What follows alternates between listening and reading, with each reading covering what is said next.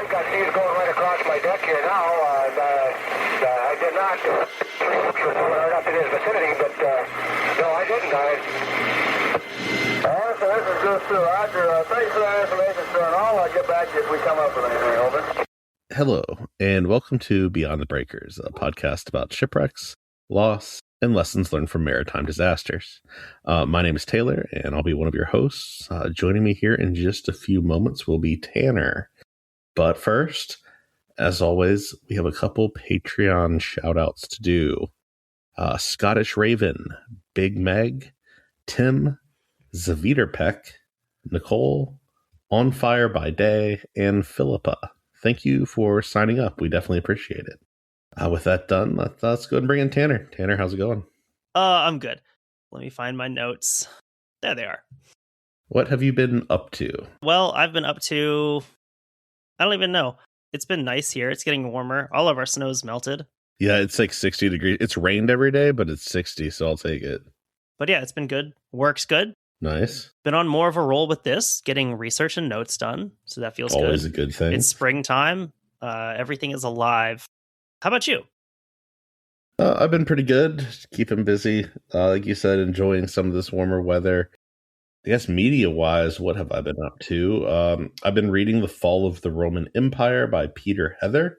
It's really detailed. It's interesting learning more about the Goths and those other, barbarian groups that Rome interacted with. The skaters, the jocks. Yeah, all of them. It's interesting, like, how the fall of Rome, like, you can't just, like, point to a date on the calendar. There wasn't, like, a Paul Revere riding through the provinces. It's like, hey, by the way, Empire's done. Empire's done. Right, yeah, like, depending on how you want to measure it, there's so many different groups. And, like, there's even points where, like, the Goths would say that, well, we're the Roman Empire. Like, it's very complicated. It's like we talked about with the Ottomans. I mean, like, capturing Constantinople's, that's what Mehmed basically would have said he was doing. Yeah, so that's been a really interesting read so far.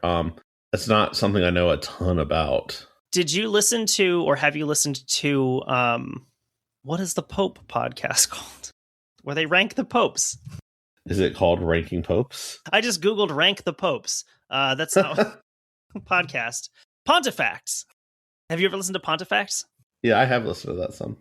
Have I ever listened to Pontifacts? Seems to be the question.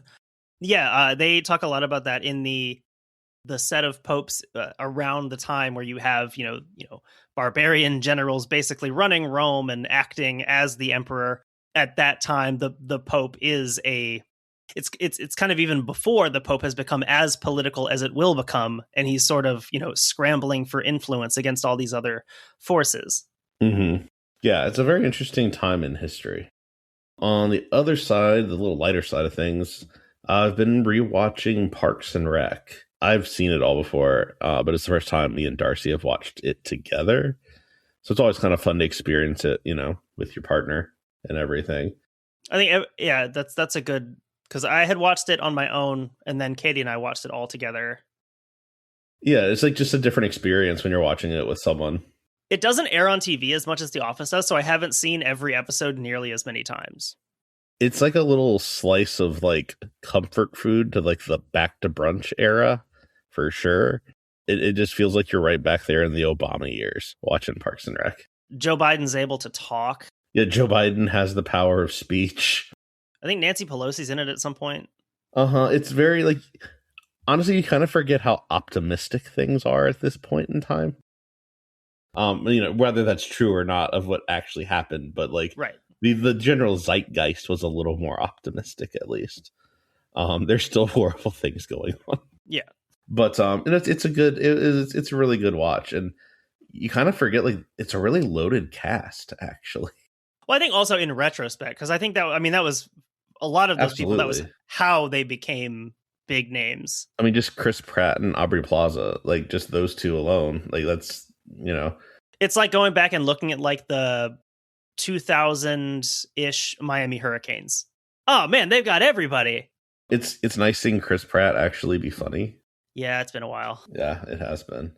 But yeah, no, it's been a really fun watch. It's funny how certain things on there that are played for pure comedy, like even a conservative person would have laughed at it, now feel strangely real. Mm-hmm. So it is interesting to see how that has shifted. Did we talk about this on the bonus? We probably did. I think we did. I think it might have been some banter in the beginning. We'll keep it in because the main feed peasants didn't hear that. But yeah, what about you? What have you been up to? I have been... Well, I just recently started a book. It's a book. It's called No God But Gain: The Untold Story of Cuban Slavery, the Monroe Doctrine, and the Making of the United States by Stephen Chambers. Interesting. I was unaware that the U.S. and Cuba had ever really interacted. I don't know anything basically about the author. It's published by Verso, so, I have some level of confidence in it. Mm-hmm.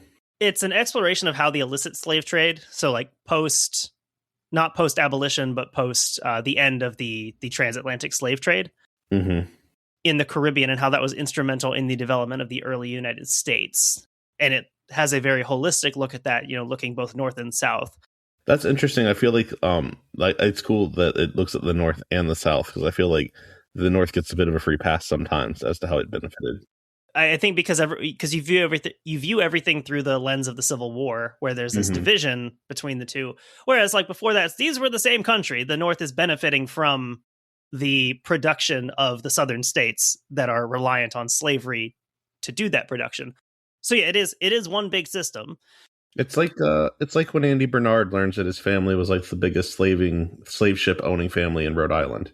And the interesting, it kind of ties in with the themes we talked about in that last bonus, where we talked about kind of the system of slavery by the 1860s sort of staggering under its own weight and sort of undercutting itself as this nation is trying to develop as this more of a world capitalist power. And we saw kind of how on the micro scale, those things are kind of antagonistic, but how here, this is earlier, this is, decades before. Here we're looking more at like the 1810s, 1820s, and how the institution of slavery was a key part in sort of ratcheting the United States up into that global echelon on an economic level. So yeah, it's interesting to see kind of the other side of that in a way. I haven't got very far into it. There was a weird, just like simple math error on like the first or second page, which I always hate because it's like that could easily be the only problem with the whole book. But like now you're not sure. It's not a good start. It was something about how old John Quincy Adams was in 1776, and it said he was 6. I believe he was 9. And that's not something I just knew off the cuff. It said right there when he was born, and the math just didn't work out. I was like, that's such a tiny little quibble, and it could easily just be like a literal typo. It doesn't matter. It's not a big deal.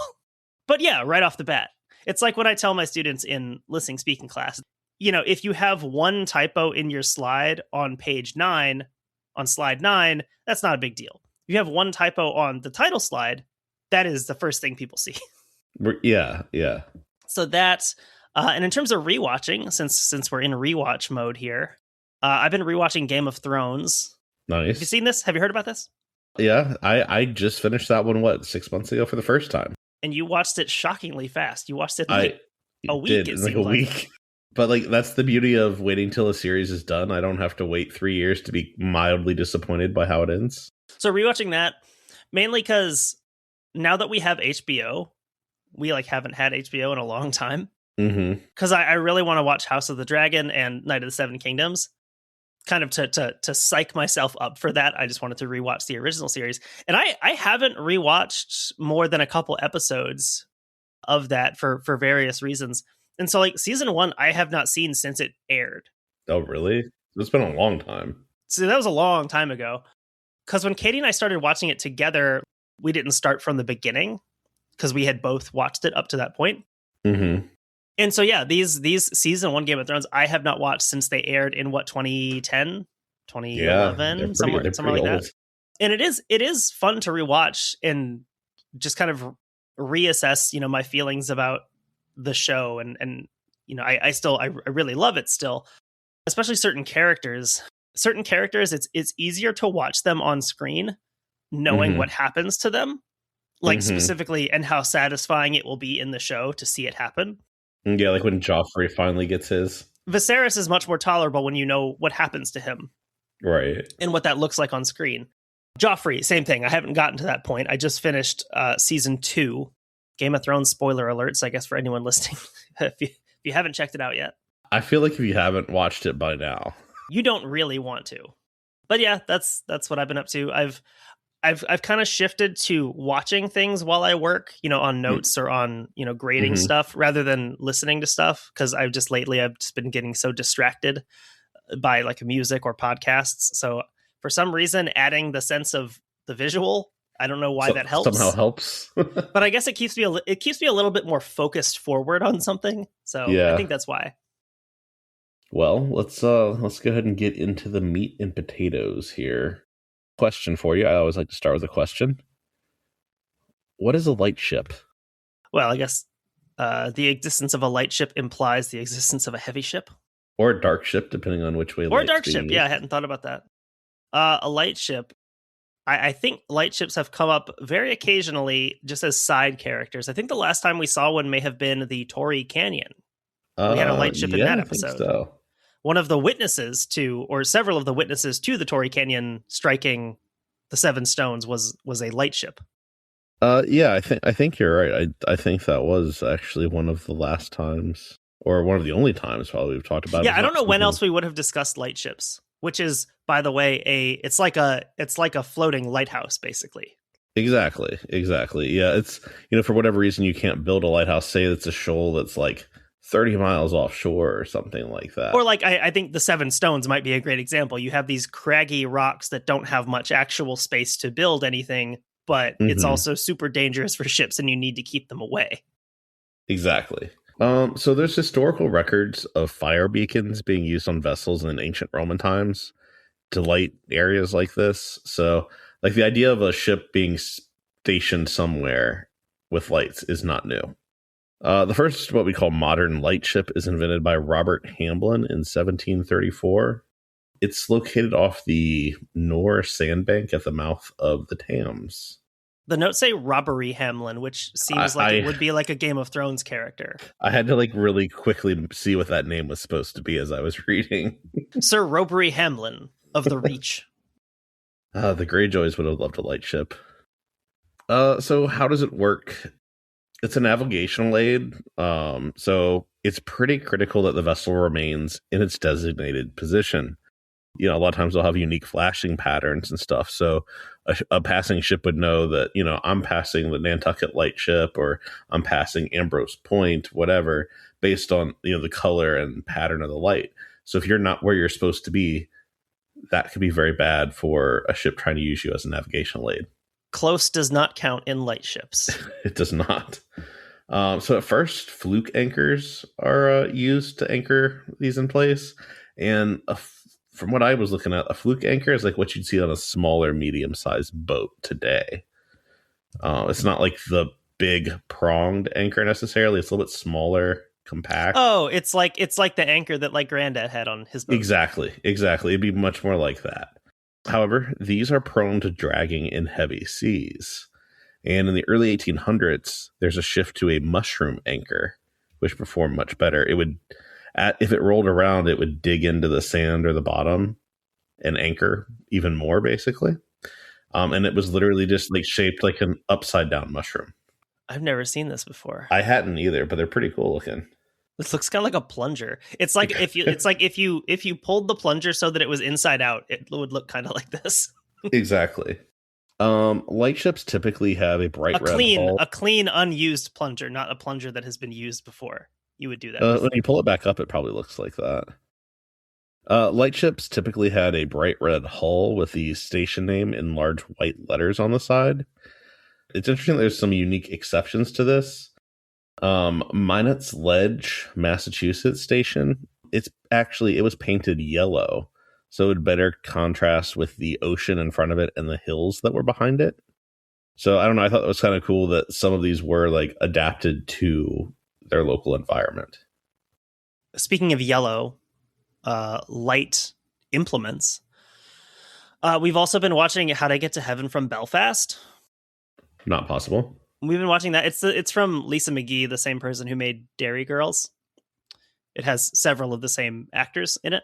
I actually, Dairy Girls is one of the ones that's on my list to watch at some point. I don't know if Hillary Clinton is in this one at any point. In the last episode we watched, there's a very, very cool lighthouse. It's yellow and black. I've never seen a lighthouse those colors. And so I looked it up. It's called St. John's Point Lighthouse. It's in County Down in Ireland. St. John's Point? There are two St. John's Point lighthouses. One of them them's on the West Coast. One of them is in the occupied northern counties in County Down. Oh, wow.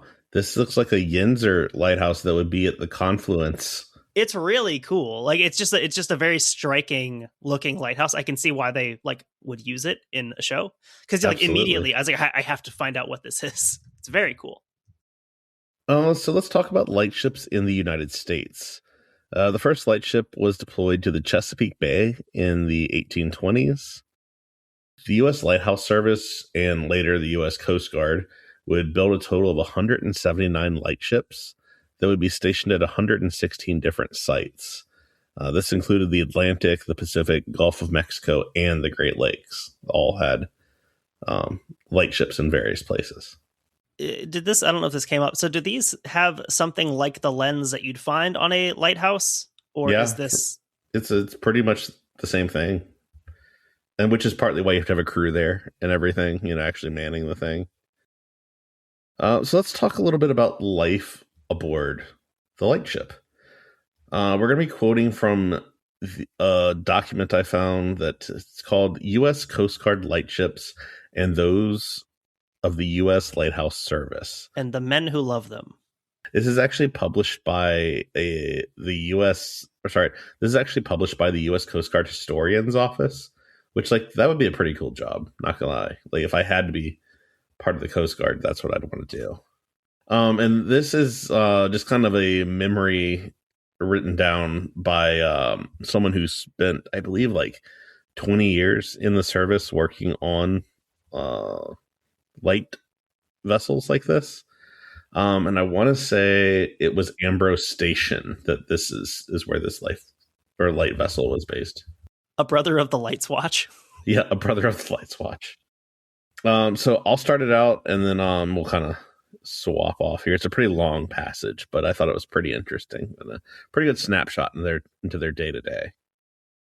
Quite often, duty on a lightship followed a daily routine that for the most part was as normal as anybody working their regular job ashore. The difference came when we experienced time frames of sheer terror and deadly hazards. On a normal day with good weather, if you were standing the 4 to 8 watch, you would be treated to a beautiful sunrise, and depending on the time of year and station, a lobster boat, on its way to work its straps, would pull alongside and throw today's newspaper. The crew would have read it on the way out, onto our deck. They never stopped, just a wave and a shouted greeting. Their generosity was greatly appreciated by a lightship crew that now had today's newspaper and a connection to the world. What a treat! Later in the day would be the daily maintenance tasks, etc., followed by standing the 16 to 20 watch, where you'd be treated to an incredibly beautiful sunset. Quite often on Ambrose Station, you would observe the beautiful ocean liners outbound or inbound to New York Harbor. I think it's kind of interesting. Chekhov's ocean liner. Yeah, really, right? Yeah, keep those ocean liners in mind. It's interesting with the little things like the lobsterman tossing you a newspaper, or you probably made friends with some of these people. They'd bring you out if you needed something. You could probably some lobster. Yeah, toss you a lobster here and there. It doesn't sound like a bad life, really, all things considered. Especially if the same watch gets to do sunrise and sunset. You get to see both of them. I imagine you have a lot of free time, too. At a certain point, if maintenance stuff's done, you probably spend a lot of time fishing and stuff. Play your Game Boy. Yeah, you bring your Game Boy and just plug in. Make sure you bring enough AA's. What year is this from? Well, I don't know. This is kind of I think he's recollecting from around the 30s to the 40s, I believe, because it is a time span. But also I think maybe a little bit later. I'd have to go back and look at the original. Pre-Game Boy. Yeah, definitely pre-Game Boy. So carrying on here from the quote, one evening on Ambrose Station, I had to sound the general alarm as an outbound ocean liner, Stockholm, yes, the same Stockholm that sank the Andrea Doria, came so close to us that we could look directly into the portals of the passenger staterooms and see the occupants. A sheer terror moment. The wake of the liner rocked us back and forth for quite some time afterwards. That makes it sound like the occupants were what was scary. That would be terrifying, though, to like see a vessel that large just like looming next to you. Like in Death Ship, they just turn around and it's there. Raging storms could last for days, with waves breaking over the bow, and then as the bow rose up from under this enormous weight, tons of water would wash down the deck and off the stern. Then the bow would be buried under the next wave, and the procedure would repeat itself over and over again. On the first day, everyone would continue to eat, and the cook would place a dampened tablecloth on the mess deck table to keep plates and food from sliding off. As the days of the storm continued, less crewmen would be taking their meals and would switch to apple and saltines. I don't care what anybody says, if the storm was violent enough and lasted long enough, almost nobody was exempt from being seasick. Eventually the seas would calm, winds would blow themselves out, and once more we would be treated to another incredibly beautiful sunset. You really enjoy the sunsets. Imagine you have to stay sane. Little things, I guess, yeah. I think one thing, like, he's talking about riding out these storms, one thing you don't think about is, like, you're literally tethered to the ocean floor, so you're just kind of bobbing like a cork. Like, you can't really ride the waves the way that you can if you're under power. They're literally doing the thing you don't want to do in a storm, which is not just have to stay there under power. So, you know, I'm sure that was quite an experience. I do like that he's not too proud to say that, like, no one ever got seasick. He's like, yeah, you got seasick. That was interesting too. Yeah, just like that sustained, discomfort and seasickness there. I think we did also talk about a lightship. This part reminded me during the Great Lakes hurricane episode. I think there was a lightship that was lost during that. I think so. I think I do remember that. So early lightships. The first lightships stationed in the U.S. are small wooden vessels. They didn't even have their own propulsion. They would be towed to wherever they were on station and anchored. Terrifying. Yeah, absolutely. Right. Like, it's probably just like sitting on a barge, like in the middle of the ocean. No, thank you. The first iron-hulled vessel was constructed in 1847 and stationed at Merrill's Shell Bank in Louisiana. Yeah, it's interesting. I think, seeing a lot of these in Louisiana and the Gulf area, I think a lot of it is marking some of this like bayou country and stuff that you can't build a lighthouse in a swamp. So you're lighting around that and stuff. It's probably a pretty good use for these. They said you couldn't build a lighthouse in a swamp, but I did it anyway. It sank into the swamp.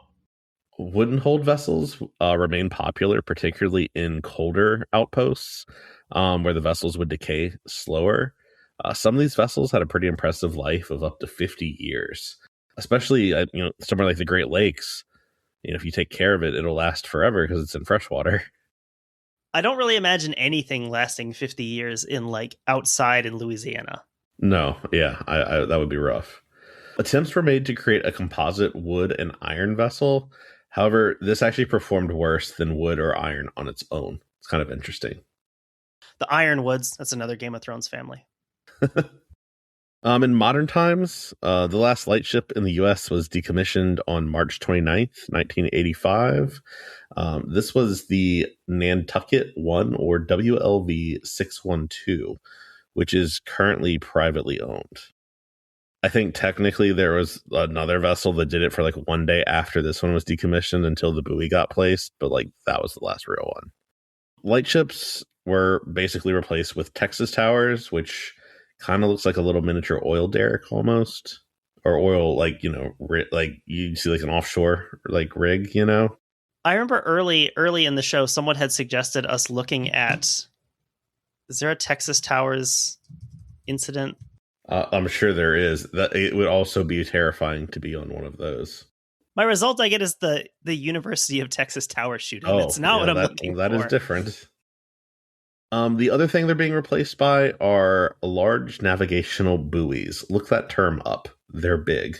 Buoys will not replace us. Large navigational buoys. Yeah, like it was some of the pictures that come up, like it's impressive how large they actually are. If you just see the picture of it alone in the ocean, you don't have any scale, but it's kind of like a traffic light. You ever like see like a really traffic light? Like it's bigger than it seems. Like when you see one up close. These options proved far more efficient as you didn't have to maintain a vessel or a crew. That's basically, like anything else, automation wins, right? You just stick a guy on top of the buoy like a lifeguard in his little tower. He has to make his own foghorn sounds. So all of that background brings us to our subject today. Light Vessel 117 or LV-117. When I first saw this, before I clicked on the notes, I thought this was like some sort of landing craft you were doing. It sounds like it, right? So LV-117 was a still-hulled vessel that was built by Charleston Dry Dock and Machine Company, launched March 13th, 1930. She's 135 feet long with a 30-foot beam and a draft of 13 feet. So, she's not little, but she's not an ocean liner. She had a single 350 horsepower motor, which was powered by 4 75 kilowatt diesel engines. All this polo on, I got horsepower. She's not like super high powered. She's capable of about 10 knots under max effort, but she would rarely, go more than 9 knots in a real world environment. But she's not built to go. She's built to stay. She had a crew of 11. And then you were asking about like the electric lenses and stuff. She had a 14.8 inch electric lens lantern on each masthead. So no one's having to like light this thing. No, only because like it's the 1930s. Like if this had been, 1830, you're getting up there with whale oil and stuff. We might be going back to whale oil soon if if Ansar Allah and the Revolutionary Guard are able to keep things up. She also had an electric diaphragm horn, a hand-rung fog warning bell, and a submarine oscillator. The submarine oscillator was not something I knew about before this. It basically let her communicate with submarines through like a basic sonar type thing, I think.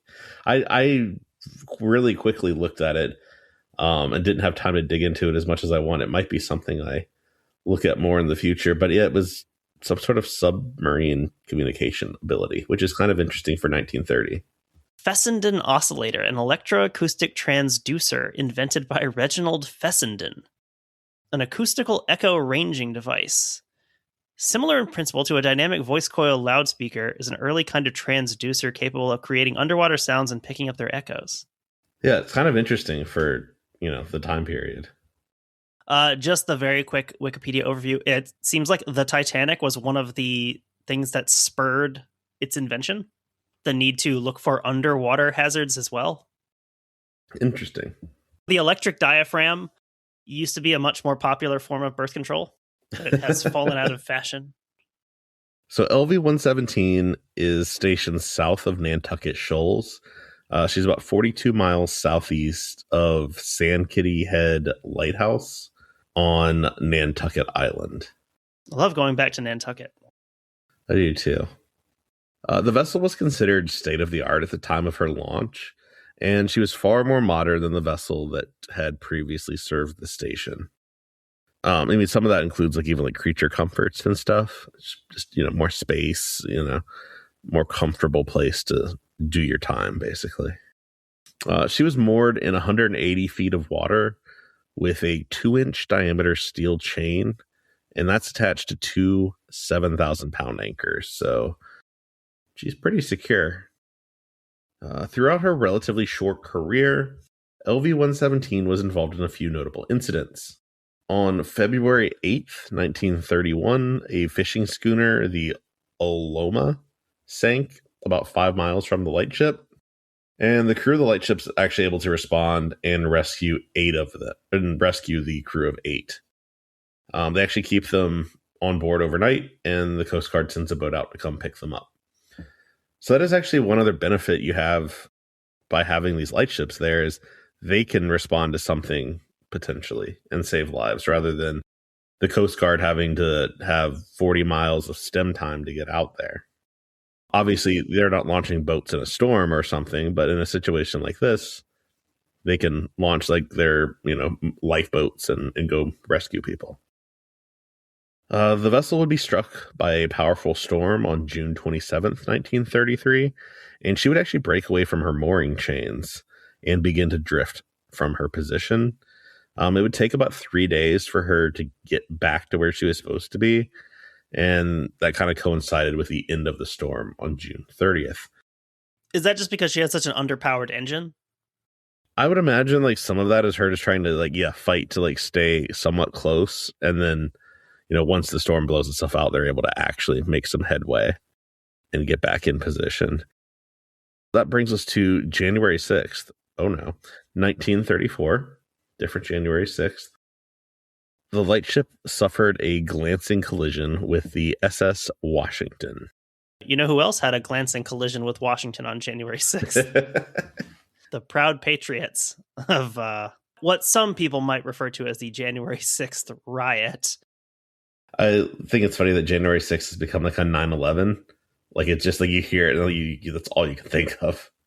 There was a tweet the other day. It's like, I think we're about due for another event that you only refer to by the number. At the time, the Washington was the largest liner built in the United States. She was 705 feet long with an 86-foot beam. She carried 1,130 passengers. And I think what's interesting here is we're getting a little further along, and we don't call it first, second, and third class anymore. There was 580 cabin class passengers, 400 tourist class passengers, and 150 third class passengers. So I take it cabin class is first class. Does that just mean you have your own cabin? Yeah, and then I feel like for the second class here is kind of like a hostile situation, like a hostile situation. There are about half as many cabins as there are people booked, so you have to fight for it. And then third class, of course, there's like straw on the ground, like a pig for some reason rooting around. Like it's just the way it is, right? There's a manger. There's a woman having a baby. It looks like the set to like a Muppet show or something. There's 3 wise men of Persia. She also had a crew of 565. So all of that goes to say she's a pretty big vessel. She's got a pretty interesting story herself. She's built by New York Shipbuilding Corporation in Camden, New Jersey. And made her maiden voyage May 10th, 1933. She'd later serve as a troop carrier under the name Mount Vernon during World War II and would actually be armed with a deck gun. It's always interesting. A lot of these liners had like the double life of being a liner and then a ship of war. She would ultimately be scrapped in 1965 after being laid up in 1953. I think it's so interesting that so many of these liners, and even today, like with the United States, like they would make such an interesting museum, but the cost to do it is just so much that no one can organize, the efforts to do it actually. But people would love to go through some of these old vessels. Can't there just be one eccentric billionaire who wants to do that with their money? Just one. You would just need one. Right. Yeah. It would be nice, wouldn't it? So as a result of this collision, the antenna yards are carried away and there's some minor damage to her hull. But overall, the light vessel doesn't suffer any, life-threatening damage. However, this collision does cause some trepidation amongst the crew, with radio operator John Perry telling a friend, "Someday we're just going to get it head on, and that'll be the finish. One of those big liners will just ride through us." Fade to black. Part 3. The Incident. The night of May 14th, 1934, found the liner Olympic captained by John Binks, honing in on LV-117's radio beacon. Thackeray Binks. That's all I could think about when I saw that name. He was, in fact, a cat. He was a black cat with the spirit of a 1600s boy inhabiting him.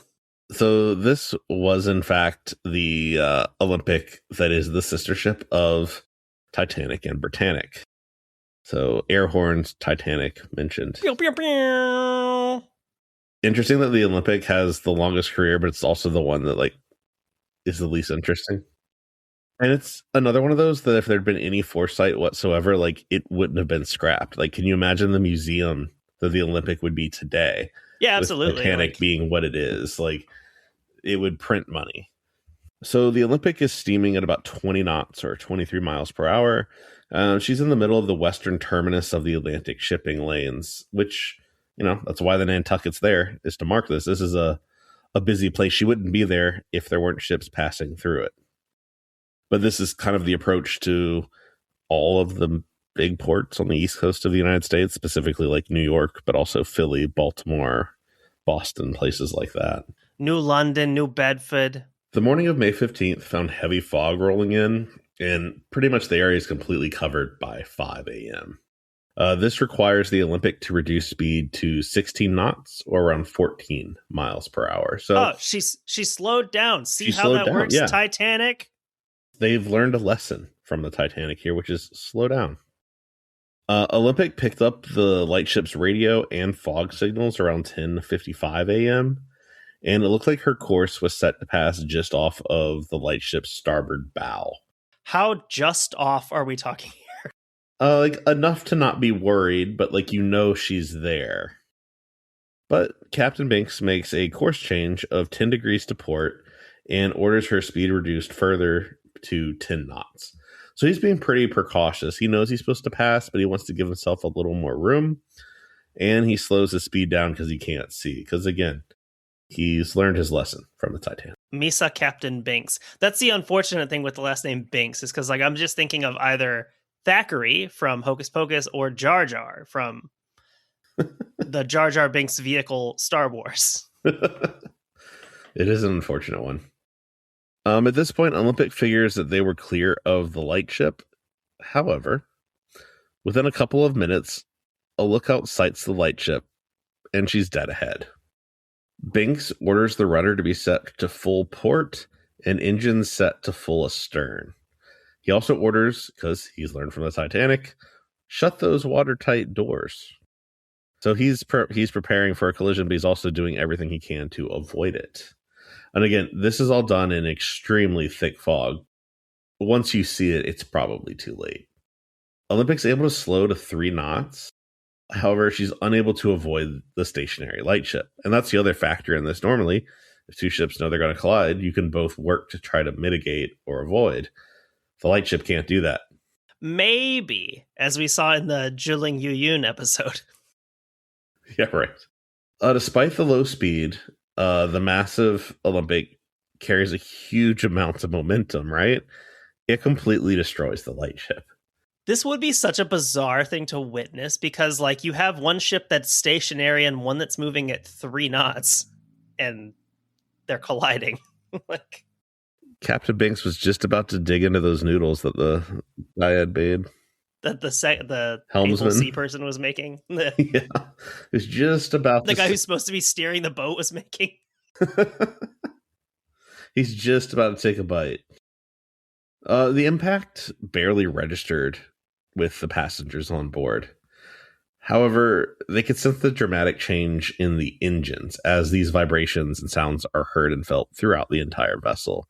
It's a pretty abrupt change. So that's going to arouse some passengers and make them wonder are we about to reenact the Titanic? You know what I mean? These passengers, many of them make their way onto the deck, and they report seeing debris in the water along with the distinct smell of oil. At the time of the collision, LV-117 was captained by an acting captain, George Brathwaite. Is Brathwaite, you think? Brathwaite? Captain George Brathwaite. He's actually a first mate, but Captain David B. Studley, the actual captain, is on shore leave at the time. David B. Studley do right. Not that it matters for the story, but the quote unquote captain of the light vessel is actually a first mate. Which I guess the reason I point that out is there's still a real first mate too. Like there's 2 first mates, but one's a captain. We'll be quoting here from First Mate C.E. Mosher. This is from a newspaper interview. In terms of like superiority, being captain of a lightship, is that like, do you need, I assume, the same qualifications you'd need to captain anything else? I would assume. I mean, you're employed by the Coast Guard or the lighthouse service, so I would. Is that like being a general of the militia in the Civil War? No, I think you're legit. I think you actually have to know how to sail. Quoting from First Mate C.E. Mosher in a newspaper interview. We saw the Olympic loom out of the fog a short distance away. The visibility was only 500 feet. A crash was inevitable. I sounded the collision alarm. We all donned life preservers, then we waited. It was more like a hard push and a terrific shaking, a crunching and grinding. It wasn't a loud smash as one might expect. The Olympic kept coming through. Another crewman, Robert Laurent, said, "It all happened so quickly. You had no chance to panic. We all had our life preservers, and it was a good thing we did." One of the fortunate things in this, unlike one of the previous ones we just did, the Olympic responds immediately. Like, they're aware that they've done this. Did they have more than one person on the bridge? Yeah, they had a few. Is that why? The portside emergency lifeboat was actually already swung out into position before she'd even come to a complete stop. Like, they were ready to launch her as soon as possible. The starboard boat was launched a couple minutes later, and then they were able to get the Olympic's motor launch deployed as well. You probably mentioned this, but how far offshore are they? I mean, it's stationed. What did it say in the beginning? How many miles? Is it 43 miles? Oh, okay. Off of So Nantucket, like southeast. So not like a swimming distance. Yeah, no. Like, this is like, you, for all intents and purposes, are in the ocean. If you were on a boat, you would not see land. So, quoting from a New York Times excerpt in Mark Chirnside's The Olympic class ships. Nosing through the dense pall of the fog, the boat searched the area for almost 2 hours, while those on board the liner prayed for their success. A hatch drifted past, bearing the figure of an unconscious man. Shouts from the liner directed one of the lifeboats to the rescue. The same boat picked up a swimmer not far away, and the floating body of a man who appeared to be dead went past. The lifeboats disappeared from sight in the murk, and the watchers from the liner waited breathlessly. A red buoy bearing the name Nantucket floated by, informing most of the passengers for the first time what they had struck. After 3/4 of an hour, the starboard lifeboat came into view. As those who eagerly lined the rails saw that it contained only one figure aside from those at the oars, and that figure was motionless, they groaned. But a minute later, the port boat appeared with 5 or 6 men in the blue monkey suits of the lighthouse service. 2 of those also appeared to be lifeless. One man in civilian clothes, Captain Brathwaite, sat stiff and upright. A cut on his head bled profusely. In total, Olympic's 3 rescue boats were able to save 7 of the 11 crew. However, 3 of those men would die on board the Olympic in hospital. Those that would survive would be acting Captain Brathwaite, First Mate C.E. Mosher, who we heard from there a minute ago, radio operator John Perry, who we also quoted from earlier, and Robert Laurent, who we also quoted from. So yeah, it seems like I don't think we have any firsthand accounts from Brathwaite that I saw, but everyone else, you at least hear something from them. Of those that perished, we have engineer Perry Williams, oiler Justin Richmond, cook Alfred Montero, first cook I. Pena, seaman E.B. George, seaman John Fortis, and seaman John Rodriguez. It's interesting that they have 2 cooks. Yeah, I guess for such a small vessel, but I guess rotation-wise, you need 2. I don't know. I guess, and then also I'm sure, like, there's probably like that and other duties as assigned at the end of your job description in a situation like this. So like, I'm sure they find shit to keep you busy. Those who were not found by the rescue boats were likely below deck and had little chance of escaping. It's kind of one of those things that like where you were the moment it happened determined whether or not it was survivable. Captain Banks would order the Olympic to leave the scene around 12:30 p.m. once it's clear that no further survivors would be located. As for the Olympic, she would only suffer minimal damage, mainly cosmetic in nature. She would be allowed to leave New York on May 17th after a brief inspection and would make those repairs in Southampton. The dependents of those that were lost are compensated through the United States Employees Compensation Act. That covers certain government employees, who are killed or injured while working for the federal government. So it sounds like there was some sort of restitution for those families. It didn't go into detail as to what that was. Like if you're typing away at your computer in Kuwait and a missile falls on you. They'll probably find a way to get out of that. So on to the aftermath.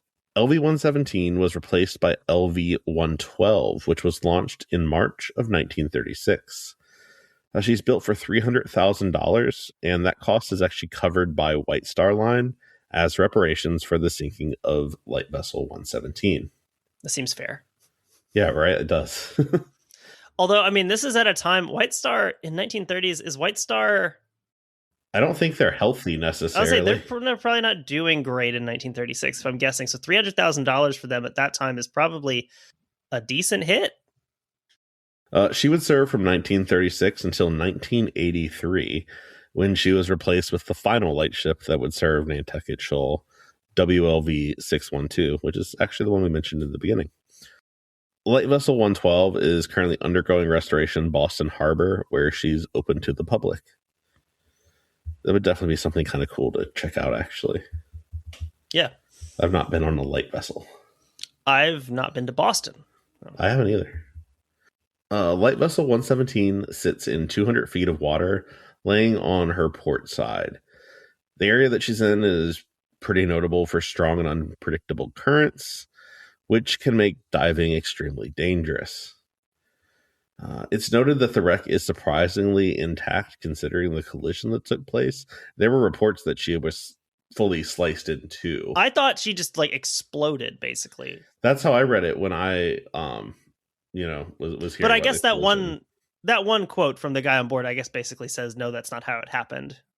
Yeah, I'm sure it's one of the things where everyone was experiencing that moment differently. The wreck's discovered by Captain Paul Forsberg, Peter's brother, of the Viking Fleet Fishing Company. Although she's not identified as Light Vessel 117, only noted that there was a wreck there that was worth fishing. Positive identification would be made in July of 1988 by diver Eric Taka. We have an Armenian diver. You don't think of Armenian divers, really. What? How do we say his name? Just call him Serge Tankian. Kardashian, Kasabian. Takakjian. By diver Eric Takakjian, who would make multiple dives on the site and find positive evidence that that is, in fact, Light Vessel 117. So yeah, that is the story of the Nantucket Lightship that was sunk by the Titanic's older sister. That was actually pretty cool. I say actually, I thought it was going to suck.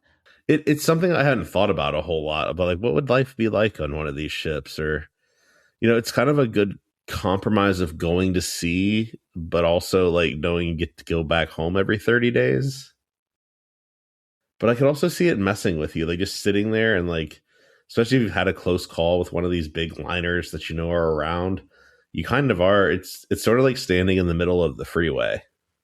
It seems like one of those types of jobs where it can only be so good a day at work, but it can also be very, very bad. There's no It seems like there'd be no like amazing, oh, this is such an awesome day at work days, but some days like this where like it's the worst day of your life. I think it would also be highly dependent on who like the other 7 to 10 guys are.